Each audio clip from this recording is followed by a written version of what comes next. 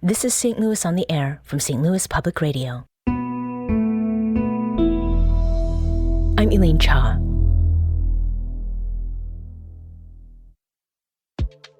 Before the St. Louis skyline was known for its Gateway Arch, it was known for something else, its smog, and it covered the skies. One observer, an airplane pilot in 1937, described the smoke as a kind of physical presence in the air, like dinner rolls made of smog. That smog was made of coal, and it blocked the light of the sun in St. Louis as often as 1 out of every 3 days. By 1941, coal was a plague on St. Louis, its sky, and the health of its residents. But St. Louis was also hooked on coal, a cheap fuel source with no easy replacement. This was an era where the idea of the government getting involved in public health was not well established. There wasn't even agreement on whether the companies that produced the coal bore any responsibility for its smoke. Every city in the country faced some form of this problem. None of them solved it until, in 1941, St. Louis did. The story of how St. Louis cleared its skies lies at the heart of the new book, Black Gold: The Rise, Reign, and Fall of American Coal. Its author, Bob Wyss, is a Seattle-based journalist and former reporter and editor for the Providence Journal. And he joins us now.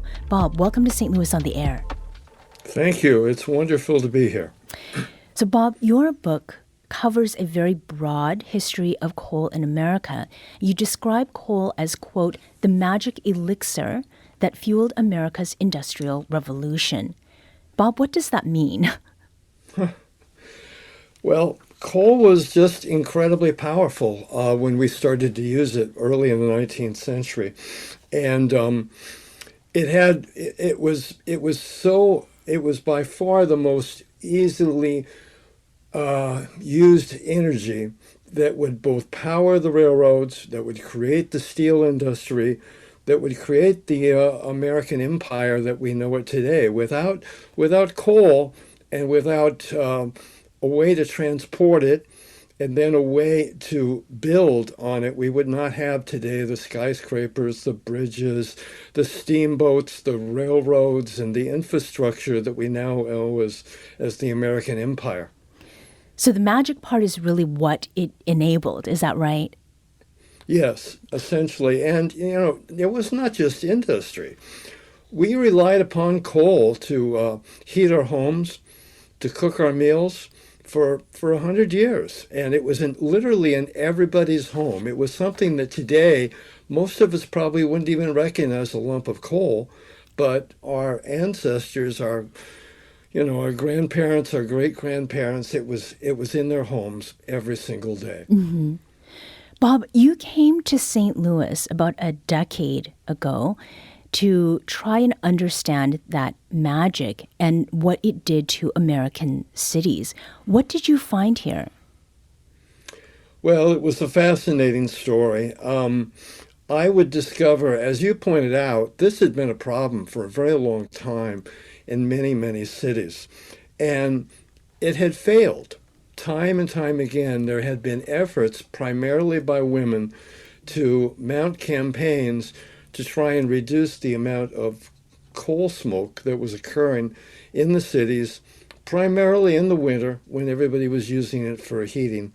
And they would fail. And what was fascinating to me was the fact that St. Louis was able to succeed where in the past nobody else had really been able to make much of a dent on it. Mm-hmm. I'd like to add another voice to this conversation because to talk about how St. Louis got rid of its smog, we need to talk about Raymond Tucker. Andrew Theising is a political science professor at SIU in Edwardsville. Last year, he published a detailed history of Tucker titled The Mid-Mod Mayor. Andrew, welcome back to the show. Thank you, Elaine. So in the 1930s, Andrew, Raymond Tucker was still many years away from becoming the mayor of St. Louis and building the Gateway Arch. What was Raymond Tucker doing at that time in the 30s?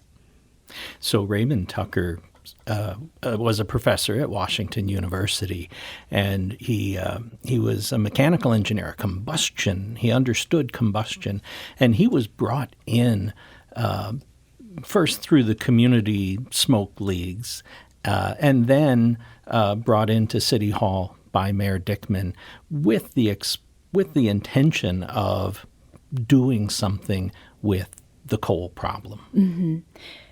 Each of you, Andrew and Bob, has done extensive research on what it was like to live in St. Louis at this time in the 1930s. And in the introduction, we noted that coal smoke was so bad, it blocked out the sun. Andrew, did people complain about that? I think it was accepted. I think people gave in that this was just part of our reality, that if we want to have, as Bob said, if we want to have the built environment and we want to have these big factories working, we have to have coal. Mm-hmm. Was that complaining part of how Raymond Tucker got so tied into the fight against coal? It started with the community movements against coal. And that was where other faculty from Washington University were involved, and then they brought Tucker in. Mm-hmm. Bob, what is it that you found as you were researching what it was like to live in St. Louis at that time, particularly what day-to-day life was like? Well, on a day-to-day basis, I don't know if the coal smoke was that problem. It's just that there were episodes, terrible, terrible episodes, when because of the weather conditions, the smoke would not rise, but it would actually stay down pretty much at ground level. And this could happen for a period of just a few hours, or it could last for 2 or 3 days. And you had these episodes that would they occurred throughout the 20s and the 30s into 1940, just periodic, just as episodes. Similar, I guess, to what would happen in London, but it wasn't quite as frequent. And when they did occur, they were pretty bad. And all you had to do would be to go to places like the Missouri Botanical Garden to discover how dangerous this smoke could be, because the plants died in the garden. Did you find which makes you wonder what was happening to people? Right. Well, the lack of maybe movement between these episodes, what accounted for that, Andrew? I think that I think everybody agreed that it's dirty, and people would open their windows and the coal dust would get on their belongings, and just people out in the community, it would get on their clothes, it would get in their hair. It was just nasty. And I really don't think there was enough organized people against it, or at least powerful people against it. And coal, I think, coal smoke was seen as being a good thing because it's a sign of commerce. So I think the industrialists didn't mind it. Mm-hmm. Was there one group or another that was more affected by this coal smog? Did it affect the rich and the poor similarly or differently, Bob? It impacted the rich people just as much. It was a very democratic situation where everybody was affected by it, and I didn't see much in the difference between the health impacts. The thing you have to remember is we understand so much more today about the science of air pollution than we understood now, and we now know that air pollution is incredibly dangerous, if not deadly. And we really didn't understand that at the time. Mm-hmm. And there are equally number of people, rich people and poor people, probably died from the air pollution of this time. So St. Louis was dealing with smoke from this coal for a long time. And 85 years ago, on November 28th, 1939, was a day that eventually came to be known as Black Tuesday. Bob, talk with us about this day. What made it different or distinct? Well, this was one of these episodes that I talked about where the weather conditions were so bad that visibility came down to just a few feet. People would wake up that morning. They would have difficulty getting in. The buses were running very late. There were traffic jams. The lights, the street lamps automatically went on. The businesses and the stores, the lights were going on. And it was a very, very bad day. But one of the things that made it distinctly different was that this time the St. Louis Post-Dispatch was literally poised to do something. Joseph Pulitzer II, who was the publisher, had decided a few weeks earlier of this date of November 28 that he was embarrassed by what was going on in St. Louis with these smoke episodes. And he had literally assembled his staff and told them they were going to have a newspaper campaign to write about this to see if anything could happen. So this happened to happen at this particular moment, timed at just a key opportunity for the newspaper to do something. And I think this is one of the really pivotal things that on why things changed in St. Louis at that particular moment. Mm-hmm. Andrew, for your part, as someone who's a native St. Louisan, are there any stories about Black Tuesday that you have heard over time? Not Black Tuesday in particular, but the coal smoke problems. There's a wonderful story from 1902 about a streetcar that was going down. It was one of these inverted air situations where there was no visibility, and the streetcar had to clang its bell the entire time because it couldn't see what was on the tracks, and the driver was just hoping that we're not going to have a crash. Mm-hmm. We're talking today about St. Louis's fight against coal in the 1930s. I'm here with historian Andrew Theising and journalist Bob Wyss about the work of the local government at the time to clear St. Louis's skies. And we mentioned Raymond Tucker, and he'd been working on this coal problem for years. Then Black Tuesday happened. This changed the city's strategy significantly. Tell us about that. So I describe it as changing from smoke regulation to smoke elimination. And one of the key things that happened was a court challenge. And if I could just give a little legal background on this, that up until 1926, zoning was illegal. That the courts had said that city government doesn't have the power to tell you what to do with your land. And so 1926, the Euclid decision, finally, there's ability to do zoning. Here's a case where a city is going to use its authority again, and this time it's going to change and get rid of coal smoke. And there was a real question about, does the city have the authority to force this on everybody? Mm-hmm. And so in 1937, there was a challenge that came from a coal producer out of southern Illinois, and the court upheld the law, saying, yes, the city has the right to do this. Mm-hmm. And that, I think, was the endorsement that we can get tough now. And they weren't really sure of that before 1937. So by the time Black Tuesday comes along, there actually had been quite a bit of activity in 1937, 38, and 39. Bob, what stands out to you about the opposition to eliminating, as you had said, the magic elixir of coal, whether it came from citizens or from companies? Well, the people who used coal were very powerful.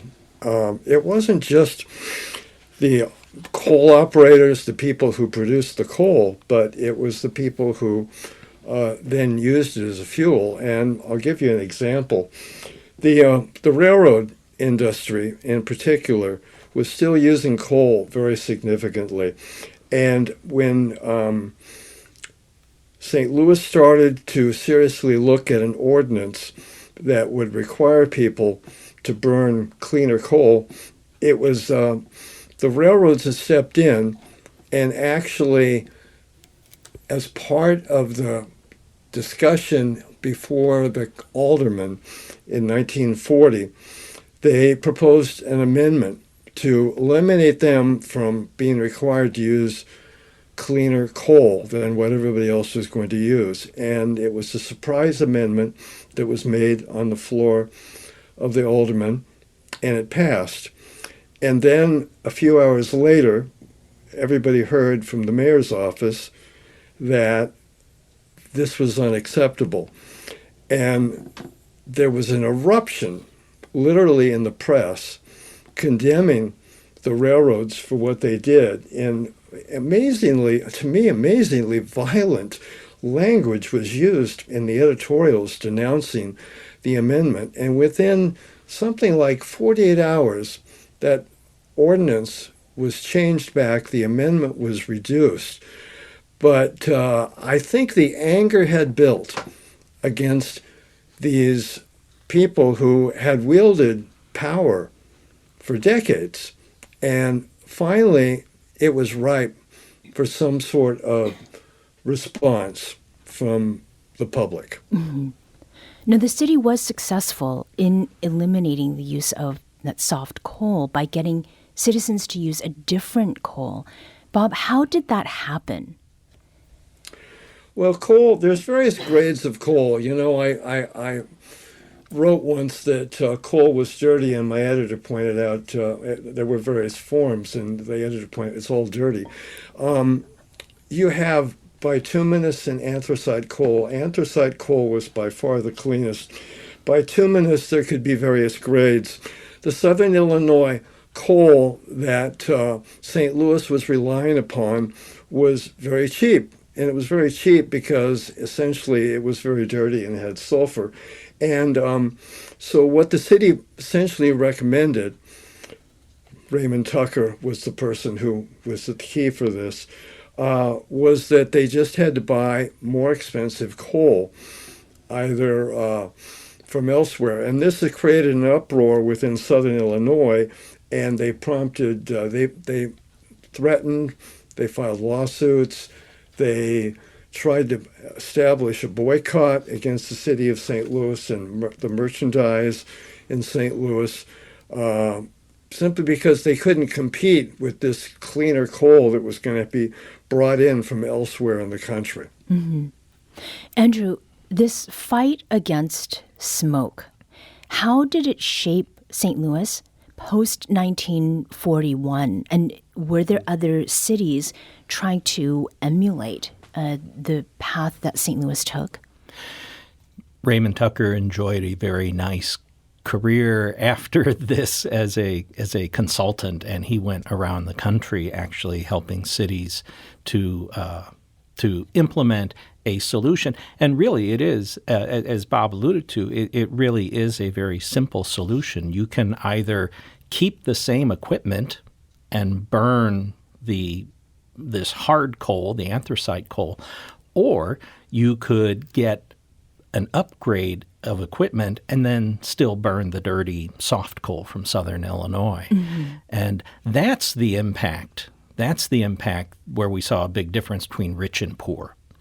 That the solution that came out in St. Louis affected the poor more than it affected the rich. Mm-hmm. Bob, going back to your book, it is about more than St. Louis. And as we've been discussing, the St. Louis story is just one city's stand against coal. But do you see a lesson in that story for the present? Well, yes. Essentially what happened is, while St. Louis was successful in doing it, ultimately the reason air pollution around America decreased was because mostly we stopped using coal throughout most of industry and certainly throughout all residential heating after World War II. Petroleum, oil, natural gas became the acceptable way because it was frankly cleaner and it could finally compete with coal where it hadn't before. And at the same time, we learned a lot more, as I mentioned earlier, about the science of air pollution, about the health impacts. And so coal decreased rather significantly. It would hold on for a few decades into the 21st century by producing electricity, but even that is being reduced significantly simply because we've reached a situation where we understand that all fossil fuel is seriously harming the planet and that all fossil fuel is going to be dangerous and that we simply can't pay the price that we paid back in the past. And that's really the message here that is happening. It's a combination of both understanding what's going on with changes in technology that's driving the whole energy policy and transforming it from what it was in the past in St. Louis in 1940 to what it is in St. Louis in 2025. Mm-hmm. So we are still using coal. And last week, the Trump administration announced it would spend $100 million to improve existing coal plants, and it wants to spend hundreds of millions more to increase coal usage. Does that mean that when it comes to coal, Bob, are we regressing? Are we moving back into the past? Well, if we follow that policy, we will. Coal is by far, even if we're talking about electricity generation, which is the only really strong market for coal that's left. If we're talking about that area, coal has become the most expensive fuel. Renewable energy is the least expensive. Mm-hmm. The remaining plants, and there's only about 24 coal-fired electric generating plants left in the country, and their operators are trying to close them. The Trump administration wants to not only keep those open, but they want to build new plants throughout the country. Mm-hmm. Well, it takes 10 to 15 years to complete the planning and the construction of those kinds of plants. With Bob the Wyss, economics, yeah. Oh, yes. Very quickly, with the economics? With the economics the way they are, it just doesn't make any sense. Mm-hmm. Bob Wyss is a journalist and former reporter and editor for the Providence Journal. His book, Black Gold, The Rise, Reign, and Fall of American Coal, came out in September. And Andrew Theising is a political science professor at SIU in Edwardsville and author of a book about Raymond Tucker titled The Mid-Mod Mayor. Andrew and Bob, thank you so much for joining us today. You're welcome. Thank you.